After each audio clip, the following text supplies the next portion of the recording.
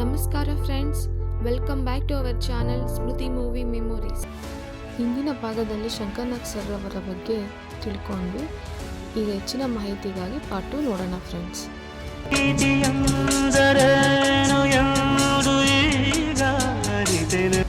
Shankar Nag Kannada cinema ಇಂಡಸ್ಟ್ರಿಗೆ 1970s and 1980s ಟೈಮ್ನಲ್ಲಿ entry ಕೊಟ್ಟರು.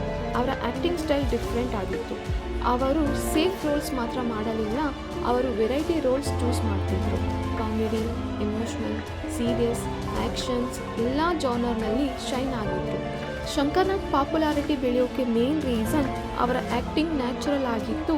ಆಡಿಯನ್ಸ್ಗೆ ಆ್ಯಕ್ಟಿಂಗ್ ಅಂತ ಕಾಣಿಸದೆ ರಿಯಲ್ ಲೈಫ್ ಕ್ಯಾರೆಕ್ಟರ್ ಥರ ಕಾಣ್ತಿತ್ತು. ಅವರು ಯೂತ್ ಆಡಿಯನ್ಸ್ಗೂ ಕನೆಕ್ಟ್ ಆಗ್ತಿದ್ರು, ಫ್ಯಾಮಿಲಿ ಆಡಿಯನ್ಸ್ಗೂ ಕನೆಕ್ಟ್ ಆಗ್ತಿದ್ರು. ಅದಕ್ಕಾಗಿ ಶಂಕರ್ನಾಗ್ ಹೆಸರು ಫಾಸ್ಟ್ ಆಗಿ ಕನ್ನಡ ಇಂಡಸ್ಟ್ರಿಯಲ್ಲಿ ಫೇಮಸ್ ಆಯಿತು. ಶಂಕರ್ನಾಗ್ ಕೆರಿಯರ್ನಲ್ಲಿ ಬಿಗ್ಗೆಸ್ಟ್ ಟರ್ನಿಂಗ್ ಪಾಯಿಂಟ್ ಅಂದರೆ ಮಾಲ್ಗುಡಿ ಡೇಸ್. ಈ ಸೀರಿಯಲ್ ಇಂಡಿಯಾ ಲೆವೆಲಲ್ಲಿ ಸೂಪರ್ ಹಿಟ್ ಆಯಿತು. ಮಾಲ್ಗುಡಿ ಡೇಸಿಂದ ಶಂಕರ್ನಾಗ್ ಹೆಸರು ನ್ಯಾಷನಲ್ ಲೆವೆಲ್ನಲ್ಲಿ ರೀಚ್ ಆಯಿತು. ಇದರಿಂದ ಕನ್ನಡ ಪ್ರತಿಭೆಗೆ ದೇಶಾದ್ಯಂತ ಗೌರವ ಮತ್ತು ಗುರುತು ಸಿಕ್ಕಿತು. ಇದು ಕನ್ನಡದ ಟ್ಯಾಲೆಂಟ್ಗೆ ಒಂದು ಪ್ರೌಡ್ ಮೂಮೆಂಟ್ ಕೂಡ ಆಗಿದೆ. ಇಂಥ ಇನ್ನಷ್ಟು ಕತೆಗಳಿಗಾಗಿ ಸಬ್ಸ್ಕ್ರೈಬ್ ಮಾಡಿ. Thank you friends.